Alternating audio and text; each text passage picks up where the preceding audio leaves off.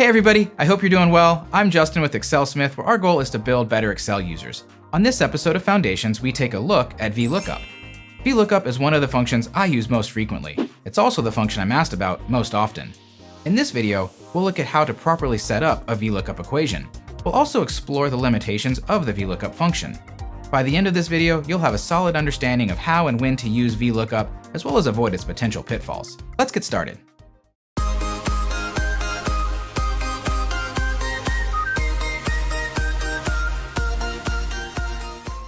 VLOOKUP is great for returning an unknown value that corresponds to a particular known value. For example, returning the price of an item based on its item number, or returning an employee's email address based on their employee ID. Another common use for VLOOKUP is to identify if a value exists within a list of other values. For example, is a given serial number in a list of in-warranty serial numbers, or determining if an email address is contained within a list of email addresses for individuals who opted into receiving a survey. In our first example, we'll use VLOOKUP to return an unknown value based on the location of a known value. We have 3 columns of data: first name, instrument, and birthday. We want to enter a name in column F and return that person's instrument and birthday in columns G and H, respectively. VLOOKUP is a perfect function for this. In cell G2, let's start by typing an equals sign, the word VLOOKUP, followed by an open parentheses. The first parameter of VLOOKUP is the value we know. You can either enter the value directly in the formula or enter a cell reference. In our example, we will enter the cell reference F2, which contains the name John. After entering F2, we type a comma to move to the next parameter. This parameter is a range or group of cells. The range must begin with the column containing our known value, which in this case is column A. The ending portion of the range can be either the same column as the beginning of the range or any column to the right of the starting column. The only requirement is that it must go to the right far enough that it contains the desired return value. In our first example, we want instrument, so we'll set the range to the cells A2 through B5. We'll lock the range reference in case we want to copy down our equation. By selecting the range A2 through B5, our VLOOKUP function will search for the value John in the cells A2 through A5. Once found, our VLOOKUP function will then return a value from the contents of the cells A2 through B5 corresponding to the row containing John in column A. However, at this point, we have not told the VLOOKUP function which value to return. We've simply provided it our search value and a range that contains this value, plus a promise that our desired value is somewhere in the provided range. The next parameter tells VLOOKUP where it should look for the desired value.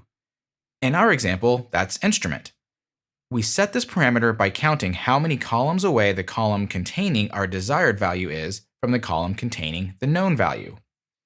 Unlike in a board game where we start counting from the space after your current space, with VLOOKUP we start counting from the column containing our known value. In our example, we want instrument. The instrument column is 2 columns away from the first name column. This means that we need to enter a value of 2 as the third parameter. The last parameter of the VLOOKUP function can be set to either true or false. Alternatively, you could enter either 1 for true or 0 for false. This parameter tells VLOOKUP whether or not you're okay with it returning a value when no exact match is found for the value in the first parameter. In all of my years using Excel, I don't believe I have ever set this value to true. By setting this parameter to true, we are giving VLOOKUP permission to return a value when it can't find an exact match for the value in the first parameter. The reason I'm using VLOOKUP is because I want Excel to return some value based on the location of a value I'm providing. I don't want Excel to guess at what I mean. I'm sure there are valid use cases for entering true, I just haven't run across it yet. By using false, if no match is found, we would get an NA error. If we entered true, the results could be unpredictable. All this to say that I always enter false or 0 as the last parameter to ensure Excel only returns a value when it finds an exact match for my lookup value. Adding a closing parentheses and pressing enter, we get the result vocals, which is the instrument corresponding to John. If we change the value in cell F2 to George, we get guitar. We now have completed our VLOOKUP function. To recap, The first parameter is the known value or the value we're searching for. In our current example, that's George. The next parameter is a range of cells containing both our known value and our unknown value. In this example, we have name and we want instrument, so we set this parameter to A2 through B5. Excel will then look down the first column of this range, which is A2 through A5, for the value provided in the first parameter, George. Once Excel finds a match, it stops searching. The third parameter tells VLOOKUP how many columns away our unknown value is from our known value within the same row. Remember, we start counting from the column containing our known value. We set the last parameter to false or 0 because we want VLOOKUP to return a value only if an exact match is found for the lookup value. Later in this video, we'll look at what happens when this parameter is set to true. Let's change F2 back to John and build a VLOOKUP equation to get John's birthday. Like before, we begin the equation with an equal sign, the VLOOKUP function name, and an open parentheses. Like the previous VLOOKUP equation we built, our known value is name. This means we will set the first parameter of this VLOOKUP formula to the cell F2, followed by a comma. In our previous example, we set the second parameter to the range A2 through B5, as these were the cells containing all of our names and all of our instruments. In this equation, we could set the range to A2 through C5, which would cover all of the names and birthdays. However, the height of the range does not need to match the height of the dataset. The only requirements are that the first column of the range contains the known value, name in our case, extends to the right at least as far as the unknown value, birthday, and be tall enough that it contains our known value. The range can go further to the right than the unknown column, as it is the third parameter of the VLOOKUP function that determines which column to return. Additionally, the height of the range can extend beyond our data. This can be useful if the worksheet could be reused with a different number of data rows. To illustrate how this works, let's set the second parameter of our VLOOKUP equation to the entire columns A through D. In fact, selecting the entire column is the way I typically use VLOOKUP because it's quicker for me than selecting the exact dataset. If the dataset is extremely large and contains many equations, I might select the exact range corresponding to our data, as this can help with performance. However, the majority of the time, selecting the entire columns works just fine. After entering A through D as our second parameter, we enter a comma so that we can provide our third parameter. The third parameter tells the VLOOKUP function how many columns away our unknown value is from our known value. To figure out this value, we simply count the number of columns from name to birthday, remembering that we begin counting from the name column. Here we can see that birthday is 3 columns away from name, so we enter the value 3 in our equation. Lastly, we enter one more comma to move to the final parameter, which we will set as 0. We enter 0 because we want VLOOKUP to return a value only if it finds an exact match for the value provided in the first parameter. In the previous equation, we entered the word false for this parameter. False and 0 mean the same thing to the VLOOKUP function. I prefer using the word false as opposed to 0. To me, the word false is easier to read within the context of the equation while also being more descriptive. However, which one you use is a personal preference. Follow your Excel heart. Typing our closing parentheses and pressing enter, we get the value October 9th, 1940, which is the birthday corresponding to the first name, John. Like before, we can update the value in cell F2 to get a different instrument and birthday. To see this, let's replace John with Paul. We can now see that Paul played the bass and that his birthday is June 18th, 1942. Earlier, I mentioned that I always enter a false or 0 as the last parameter to ensure VLOOKUP returns a value only if it finds an exact match. Let's see what happens when we change this value to true. In cell G2, if we change the fourth parameter from false to true, we get the same result of base. If we make a similar change to the equation in cell H2, replacing the 0 with a 1, we get an unexpected result. Instead of returning Paul's birthday, the function returns George's birthday. According to Excel's documentation, for the true value to function properly, the column containing the lookup value must be sorted in ascending order. To sort our values, we'll first select our data in the range A1 through C5. Next, we select data from the ribbon, then sort. In the column dropdown, we select first name. Everything else looks good, so we'll press OK. We can see that our data has been sorted based on first name. Additionally, the value in cell H3 now reflects the correct birthday for Paul. To understand why we might want to use true as the fourth parameter, let's first reset our VLOOKUP equations with a false and a 0 as the last parameter. Additionally, let's replace Paul with John in cell F2. Making these changes, we get the same outcome as before. However, if we update the spelling of John in cell F2 from JOHN to JON, our VLOOKUP formulas return an NA error. This is because the equations are looking for an exact match and our first name column does not contain John without the H. However, if we modify our equations so that the last parameter is true, we get the expected results. Using this functionality doesn't make sense with our data, but it's possible you might have a scenario where an approximate match could be useful. For example, trying to match based on a numeric value. Just remember that the column containing the lookup value must remain sorted in ascending order. If we update our data to sort by birthday, we get a very unexpected result in cell H2. I'm sure Excel is performing predictably, but to me the results appear to be unpredictable. This combined with the restrictions placed on how I use the data causes me to always use false or 0 as the last parameter. Leave a comment below if you have an example where you've used a value of true for the last parameter of the VLOOKUP function. In the previous example, we learned how to return an unknown value based on the location within a column of a known value. For example, returning the birthday corresponding to John. In this example, we will use VLOOKUP to determine if a value exists within a list of values. We've added a few more names and birthdays to our dataset. In column E, we have a list of names. Our goal is to determine which of the names in column E is also in column A. Like our previous examples, we begin the equation with an equal sign followed by VLOOKUP and an open parentheses. Next, we select the value we want to look for. For this first equation, that is John, the value in cell E2. For the second parameter, we need to enter the range of cells that contains both our known value and our unknown value. In this use case, both values are the same. We know the value John. What we don't know is whether or not it exists in our data.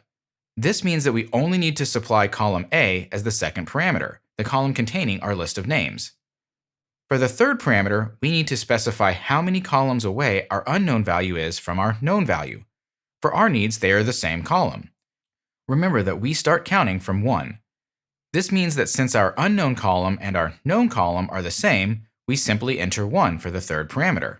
Lastly, because we want VLOOKUP to return a value only if it finds an exact match, we enter false or 0 for the final parameter. Pressing enter, we get the value John. Since our result is the same as our lookup value, this means that the value in cell E2 is present in the data within column A. Let's drag down our equation to cover all of the names in column E. We see that the result of our equations in the first 4 rows is equal to the name provided as the lookup value. This means that these 4 names are in column A. However, we receive an NA error in cell F6. We receive this error because the name Stewart does not exist in our list of names in column A, and we told VLOOKUP only to return a value if there is an exact match. For fun, let's change the last parameter to true for the equation in cell F6 to see what happens. As we can see, the result is completely unexpected. Even after sorting the data, we receive an unusable result. Let's undo this a couple times to get back to our NA error. By entering a value of 1 for the third parameter, we are able to determine whether or not a value exists within a column of data. Essentially, if we receive an NA error, the value is not present like we see in cell F6. If we do not receive an error, the value does exist, like in cells F2 through F5. This means that we could filter out the NA errors to see just the list of values that are in our larger dataset. While this wouldn't be too bad with our small dataset, it could be quite cumbersome if we had a much larger set of search values, as our filter would list every value with a match. This might be a lot if our goal is simply to show all of the values that have a match. With some slight enhancements to our formulas in column F, we can create an equation that returns true for a match and false for no match. First, let's copy the equation from cell F2 and paste it into cell G2. Next, we want to see if the result of the VLOOKUP function is equal to our lookup value. We do this by typing an equal sign after our VLOOKUP function, followed by our lookup value, which in our case is cell E2. Pressing enter, we receive the value true because our lookup value John exists within the data in column A. Dragging down this equation, we get the result true for the first 4 names. However, we still receive the NA error in cell G6 because Stewart does not exist in column A. We could stop at this point as we have accomplished our goal of creating a single value for all matches and a single value for all non-matches. However, I don't like leaving the non-match result as an NA error. I'd much rather have this scenario return the word false. To accomplish this, we can wrap our equation inside an if-NA function. To learn more about if-NA, click the YouTube card. We set our existing equation as the first parameter of if-NA. For the second parameter, which is what we want returned if the value in the first parameter results in an NA error, we enter the word false without quotes. Pressing enter, we see no change. This is because our VLOOKUP equation does not return an NA error. It still returns true because John exists in our data. However, dragging down our equation, the NA error in cell G6 is replaced with the word false. We now have a list of trues and falses, which I prefer over the list of trues and NA errors. Up to this point, we've looked at what VLOOKUP can do. Now we'll look at some limitations of the VLOOKUP function. In the first example, we saw that we could use VLOOKUP to return the instrument for a given name. Let's say we know the instrument and we want to find out the corresponding name. Unfortunately, VLOOKUP can only return values that occur in columns to the right of the lookup value. In this case, since name is to the left of instrument, we can't use VLOOKUP to return the name. However, we could use instrument to return birthday since the birthday column is to the right of the instrument column. If we wanted to use instrument to find name, we would either have to rearrange the columns so that name is to the right of instrument, or use a different function like index and match or XLOOKUP. Let's press escape to cancel this equation and then remove base from cell G2. The second limitation, which I have found to be more negatively impactful than the previous limitation, is that VLOOKUP returns the value for the first match it identifies. Let's update our dataset by adding a 5th row of data. We'll enter George for name and guitar for instrument. However, we'll enter a different birthday in cell C6. Our scenario is that we know the name George, but we want to return the second birthday value. We could start by building our VLOOKUP function as normal. We provide cell F2 as the first parameter, the range A through C as the second parameter, the number 3 as the third parameter since the birthday column is 3 columns away from the name column, and false as the last parameter because we only want to return a value if there is an exact match. Pressing enter, we do get a value, but it is the birthday tied to the first instance of George. That is, the George that occurs in cell A4. However, what we wanted was the birthday corresponding to the George in cell A6. We receive the birthday in cell C4 because VLOOKUP returns a value as soon as it finds the first match for the lookup value. Knowing that VLOOKUP always returns the first match means that we must have a solid understanding of our data. In our small dataset, we can clearly see that there are 2 instances of George. However, if the dataset was much larger, we would not be able to easily see duplicate values. This means that we should only use VLOOKUP if we know that the column containing our lookup value has only unique values, or if we know that the unknown value is the same for all instances of the lookup value. For example, even though we have multiple Georges, we could use VLOOKUP to return the instrument because both instances of George have the same instrument, guitar. However, as we saw previously, we can't use name or instrument to return birthday because the birthday value is different for both rows of George and guitar. Understanding our data ensures that we can be confident in the values returned by our VLOOKUP equations. Without this understanding, we could potentially get undesired results. This is the case with our birthday values in column H. The last limitation worth mentioning has to do with the first parameter in the VLOOKUP function, the lookup value. This parameter can only take a single value and can only search in a single column. In other words, we could return instrument based on name or birthday based on name or instrument. We can't ask VLOOKUP to provide the birthday for a given name and instrument combination. To illustrate this scenario, let's change the value in cell B6 from guitar to bass. In this scenario, we want to know the birthday for the George that plays bass. We know that if we use George as the lookup value, we'll get the birthday value in cell C4. If we use bass, we get the birthday in cell C3. We can see that combining the name and instrument values gives us a unique value for the birthday in cell C6. In other words, the only row that contains George and base is row 6. Unfortunately, VLOOKUP can't take two values as its lookup parameter. To do this, we would need to use something called an array formula with the index and match functions, or use a different function like ExcelLOOKUP, which would be a topic for another video. VLOOKUP is a powerful function. It can be used to join multiple datasets or to determine if a column contains certain values.